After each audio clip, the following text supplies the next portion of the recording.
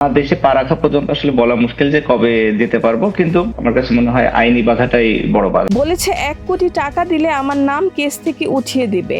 একটি বাক্যে নিজের বর্তমান অবস্থা তুলে ধরেছেন সাকিব আল হাসান। দীর্ঘ নিরাপত্তার পর এক বাংলাদেশি গণমাধ্যমকে দেওয়া খোলামেলা সাক্ষাৎকারে মামলা, নিরাপত্তার শঙ্কা, রাজনীতি এবং ক্রিকেটে ফেরার ইচ্ছা নিয়ে কথা বলেছেন বাংলাদেশের সাবেক এই অধিনায়ক। যুক্তরাষ্ট্র থেকে দেওয়া সাক্ষাৎকারে সাকিব জানান, মামলা বাদীপক্ষের সঙ্গে সংশ্লিষ্ট একজনের মাধ্যমে তার কাছে এমন প্রস্তাব এসেছে, তবে টাকা দিয়ে কোনো ধরনের সমাধান করার প্রশ্নই ওঠে না বলে স্পষ্ট জানিয়েছেন তিনি।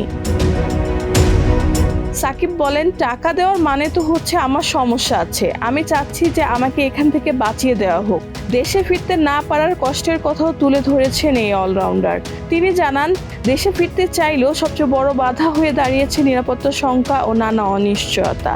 তিনি বলেন, মব হতে পারে, সন্ত্রাসী হামলা হতে পারে, কত কিছুই তো হতে পারে। স্বাভাবিকভাবে একটা নিরাপত্তা তো একটা কিংবা নিশ্চিত করা আমার জন্য ইম্পর্টেন্ট বলে আমি মনে করি। জাতীয় দলের জার্সি নিয়েও আবেগ প্রকাশ করেন সাকিব।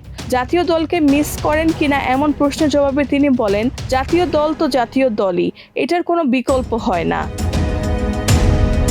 সব প্রতিকূলতার মধ্যেও ক্রিকেট ছাড়ার কথা ভাবছেন না তিনি।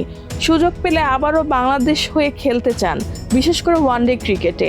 এমনকি 2027 বিশ্বকাপ নিয়েও আশাবাদী এই বিশ্বসেরা অলরাউন্ডার। রেহানা বেগম, প্রজন্ম 24।